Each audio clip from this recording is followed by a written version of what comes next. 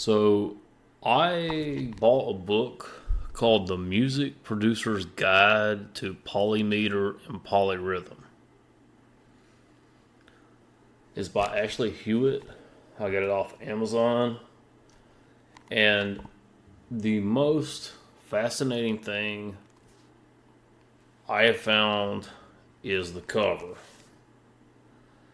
Because if the way that you use it, the cover, you get two sticks or two fingers. See? Two fingers. And with a metronome, you're gonna go 1, 2, 3, 4, 5. But you're also gonna go 1, 2, 3, 4 in that same amount of space. Okay. I've never done it before. Like 1, 2, 3, 4, 5, 1, 2, 3, 4, 5, 1.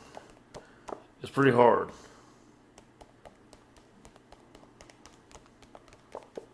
Pretty hard, and you loop it over and over and over again. 1, 2, 3, 4, 5. 1, 2, 3, 4. 1, 2, 3. Oh, didn't get it. 1, 2, 3, 4. 1, 2, 3, 4. Oh, where's tough?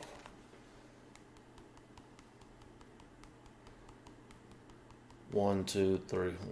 Got 3. 1, 2, 3, 4. 1, 2, 3, 4. 1, 2.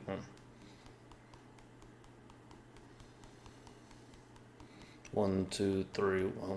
Got like a 5 and a 3 or something. I don't know polyrhythm.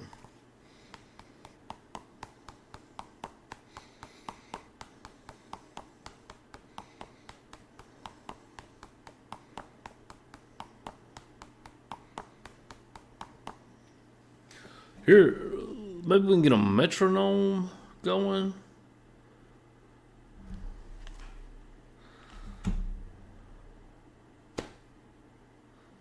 Or something. 1, 2, 3, 4, 5. Oh, that was.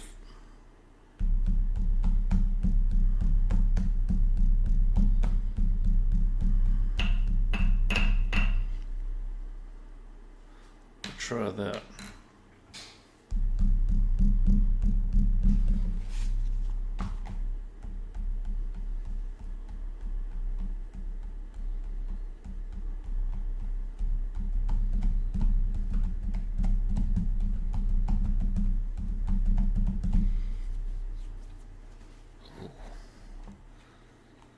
Gonna probably take some work. Well, chapter 1 says the basics. Polyrhythm and polymeter are two phenomena that should be part of your music production repertoire. This is because they open a fascinating world of rhythmic invention and possibility. In this book, I will show you how to harness these phenomena in your own productions. To understand and use them, some preparation is needed, especially for those whose experience in using meter might be limited to only 4 beats to the bar. Most music has a continuous pulse running through it. Many musicians refer to this pulse as the beat. This beat can be anything from the subtle pulse implied when someone plays an acoustic guitar to the strong pulse of the kick drum in house and techno. However, the beat is also at play when we feel the tension built by the fast staccato notes of a snare drum roll, or when we feel that a piece of music is about to finish. The beat gives us that intuitive map of what we expect from a piece of music. This beat proceeds not only cyclically, it also does so on many fractal levels. Each time cycle contains other lesser cycles within itself, while often being a part of a greater cycle, rather like a tree in which the trunk divides into branches, and these branches divide into smaller branches. This fractal nature of musical time is the reason that notes are input and stored in DAW, digital audio workstation software, using a grid as shown in figure 1.1. Well, let's see. So there's a grid, like a drum kit or a drum machine grid on a digital audio workstation. Man, that graphic looks nice on camera. Wow. The figure 1.1 says within the grid in DAW software, time runs horizontally with pitch running vertically, creating a two-dimensional view of notes. Cool. Tempo. So far as discrete musical time is concerned, the beat acts as a driver, imparting to the music a sense of propulsion and forward movement through the journey of the music. Although the beat may be a regular one, the length of each beat is key. In some pieces of music, the beats are sparse. This produces a perception in the listener that the music is moving at a slow speed. In other pieces, the beats are dense, which produces the feelings that the music is moving at a fast speed. The name for this quality of the music is tempo, which is the speed at which the music should be played. During the classical era of music, tempo represented a stylized feature of musical expression, and it was denoted by Italian terms such as adagio, which is slow, moderato, which is moderate, and presto, which is fast. There was always some margin of flexibility for the performer to interpret these tempo designations in their own way. That's an old metronome. Old metronome, they go kind of like a clock. Tempo, as a more exact feature of our music, only really developed with the invention of the metronome. This was a mechanical device with a moving arm that ticked at the exact speed at which the music is to be played, as shown in figure 1.2. The speed itself could then be represented by how many of these beats occurred each minute, i.e. beats per minute. A tempo of 180 beats per minute was fast, a tempo of 100 beats per minute was moderate, and a tempo of 40 beats per minute was very slow. We use the same measurement of tempo these days, with each genre having its own tempo expectation. What that means is that for any genre of music, there's an associated tempo expectation. This is shown in table 1.1. So there's a table there. Table. It's hard to see. It says the genres list hip hop and it was genre in the BPM range. Hip hop is 85 to 95 BPMs. New disco 105 to 120. House 115 to 125. Techno 120 to 140. Dubstep 135 to 145. Drum and bass 160 to 180.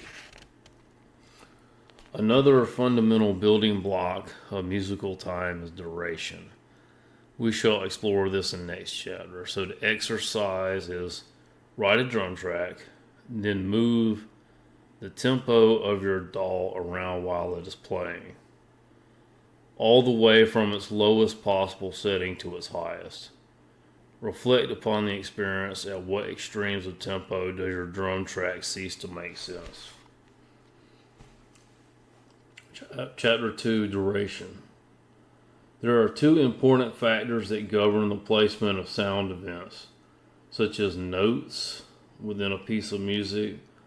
The first is the location of the sound event as a part of the track.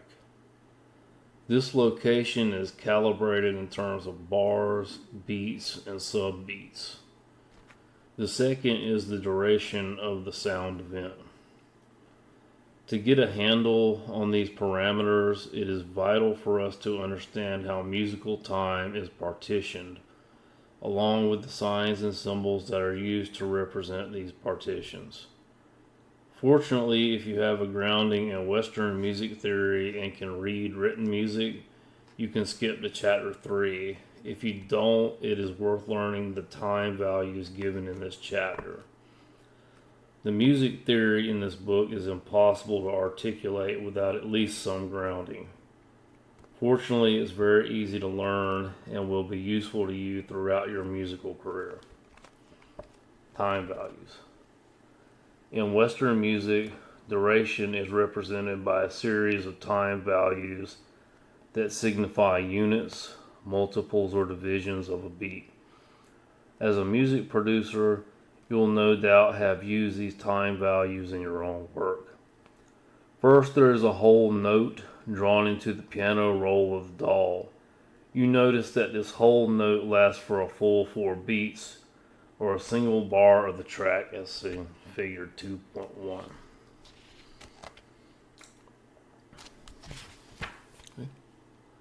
There's a bar has 4 beats. No, has a whole note within a bar of 4/4. A whole note goes in a bar of 4/4. The whole note symbol is shown in figure 2.2. That's the circle. Like the empty circle is a whole note. Each whole note can be divided into 2 half notes. In written music, these are represented by the symbol in figure 2.3. So there was the whole note and the half note, which is that and that. With, see, there's an empty space in there. It takes up half note within a bar of 4/4 takes up half of the bar. Each half note is divisible into 2 quarter notes. In written music, they appear as shown in figure 2.5. On the piano roll, a quarter note, which is that. On the piano roll, a quarter note would thus appear as in figure 2.6. So it takes up a quarter note, takes up a quarter of the bar. The quarter note is the pivot between longer note durations and shorter ones. This is because quarters represent the basic beat of contemporary music. To appreciate this, just think of the underlying pattern upon which many drum tracks are based. At a bare minimum, there is a kick on beats 1 and 3 and a snare on beats 2 and 4. Kick, snare, each of these hits occurring at the commencement of each quarter note beat of the bar. Each quarter note is divisible into 2/8 notes, which in written music are represented by the symbol in figure 2.7. That's a 1/8 note down there. So once you take a quarter note, split it, you get 2/8 notes. So they would take up 1/8 of the measure, which is 4/4. Each 1/8 note is similarly divisible into 2/16 notes. In written music, they are represented by the symbol in figure 2.9. So there's your 16th note. It's like there's the down, and then the black circle with like 2 little flags. 16th note. Reminds me of marching for some reason. These look like eighth notes, but they have two flags attached to the tail of the note rather than one. These appear on the piano roll as shown in figure 2.10. The 5 time values so far considered, the whole, half, quarter, eighth, and 16th, are enough for most purposes. However, occasionally you are going to want to use even shorter time values. Next in the hierarchy is the 32nd note. They are represented by the symbol shown in figure 2.11.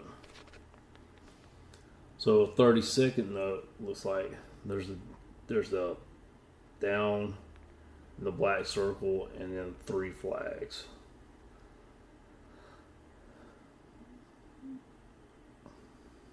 They'll take up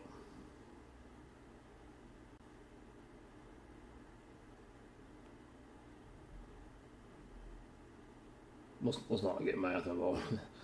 Finally, there are 64th notes represented by the symbol in figure 2.13. There's down and then the circle and 1, 2, 3, 4 flags. These appear in your DAW as shown in figure 2.14. 32nd and 64th notes are far from redundant features brought over the spheres of written music. In terms of modern styles, you will often hear them in styles such as trap music, punctuating the beat with short bursts of percussion. An example of this is shown in figure 2.15.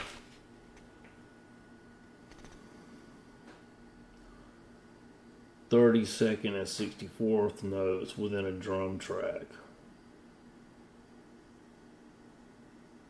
We have set out 7 levels of time values which, beginning with the whole note, allow for the definition of the duration of any musical event that we want. A helpful memory exercise is to consider the hierarchy of the notes in a note tree as shown in figure 2.16. That's a tree. As also an example of a data structure from computer science. It's worth knowing there are differences in nomenclature between British terminology and American terminology. I have used American terminology in this book, but for your reference, Table 2.1 displays both.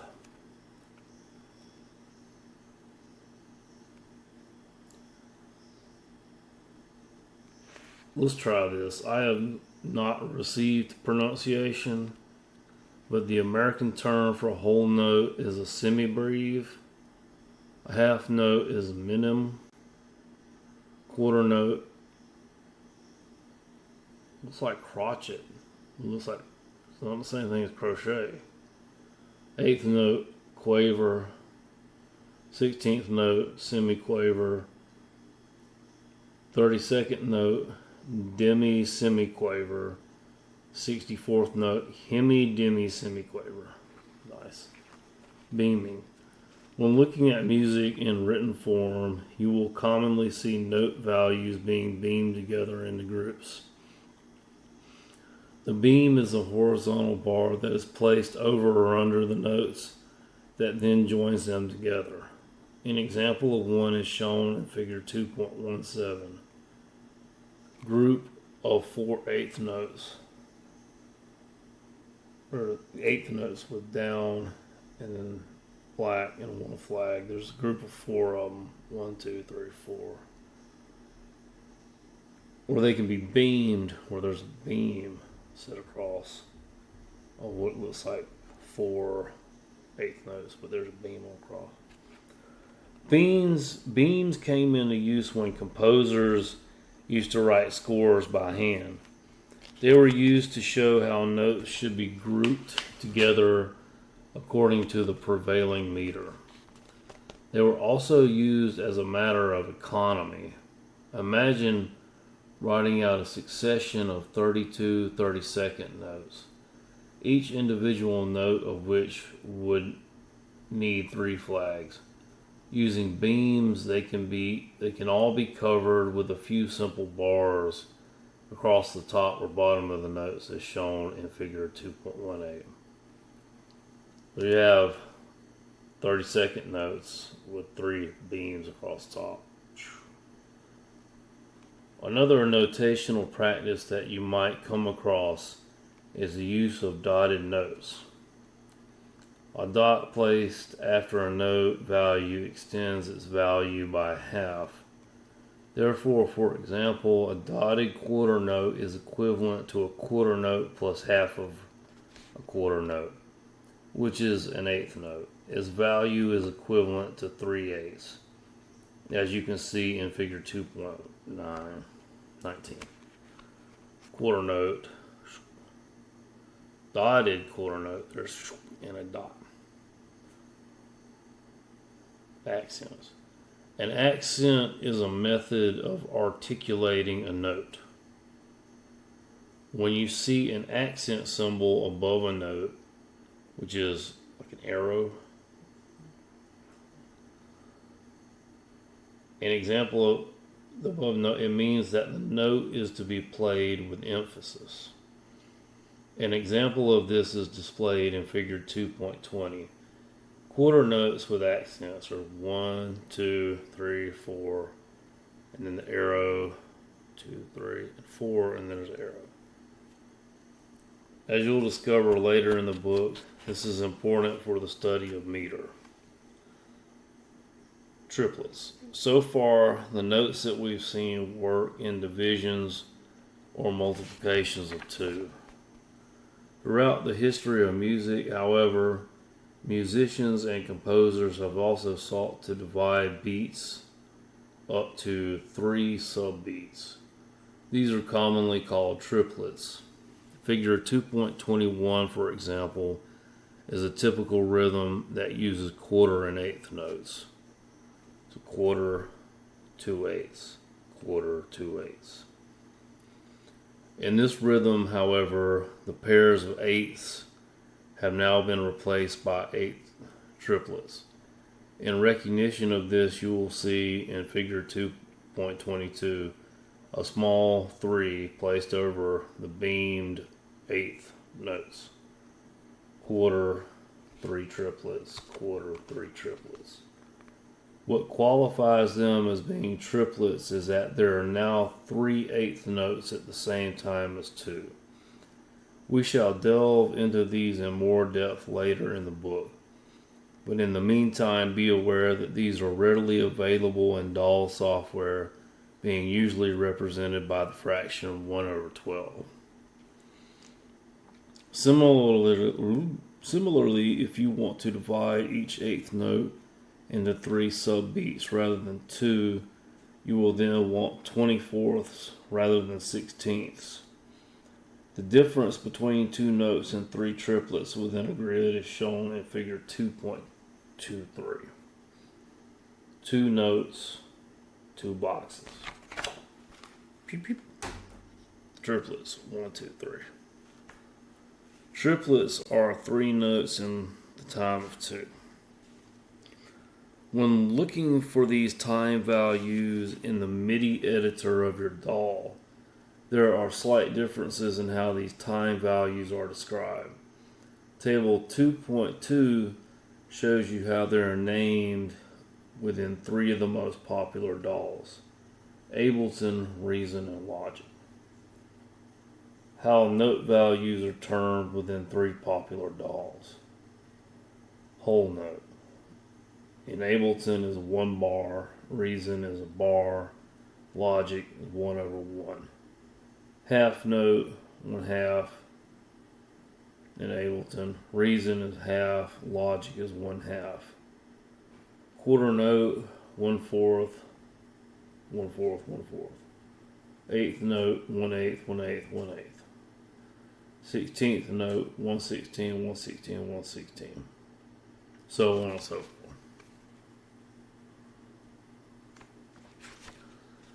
So we have seen that time values used for the expression of the duration of musical events begin with the premise of the whole note. A whole note is thereafter divided up into various fractions, so that whole. These in their turn then enable the producer to express the duration of musical events precisely. Exercises.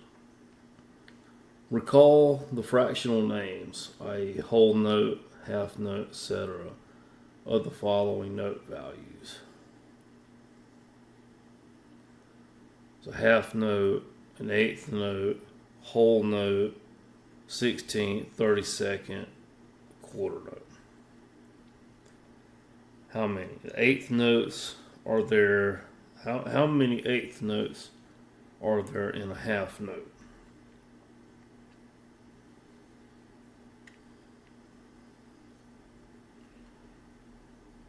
Go half,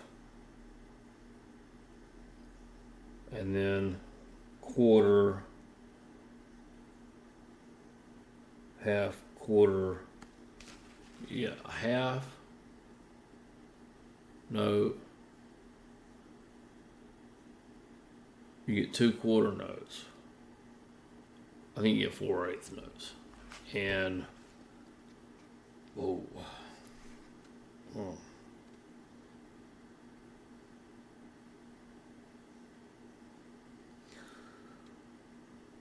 Ooh, maybe enough for now. Maybe I can do the homework exercises tomorrow. Anyway, there is a chapter 3 is going to be time signatures. Chapter 4 is the meter, which is cyclic. You have like a meter of 4, like 1, 2, 3, 4, 1, 2, 3, 4. Goes round and circle, round and circle. 1, 2, 3, 4, 2, 3, 4. And like I said, a good musical piece will start from a beginning and build up momentum, come to a crescendo and an end, or have various different, almost, I'm not going to say the same thing as a plot, but it can rise and fall in different ways. Those amplitudes are like how high and low the frequencies are. So there's a round and round with the cyclic time mechanism, like a build up of pressure and movement, as well as the up and down motion. Just like a living, breathing organism, almost. Okie dokie. Well, like I said, if you practice 1, 2, 3, 4, 5, 1, 2, 3, 1, 2. Oh.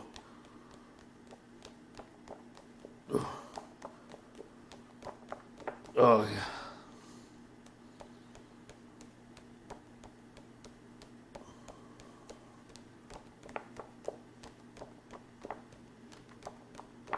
I don't know if I got it or not. Pretty good stuff. Pretty good stuff. It's worth buying for the cover. If you don't have it and you would like to learn polymeter, you would just get out a piece of paper and write down the number 1, 2, or some dots, 1, 2, 3, 4, 5, and then 4, 1, 2, 3, 4, and see if you could get them to go. So,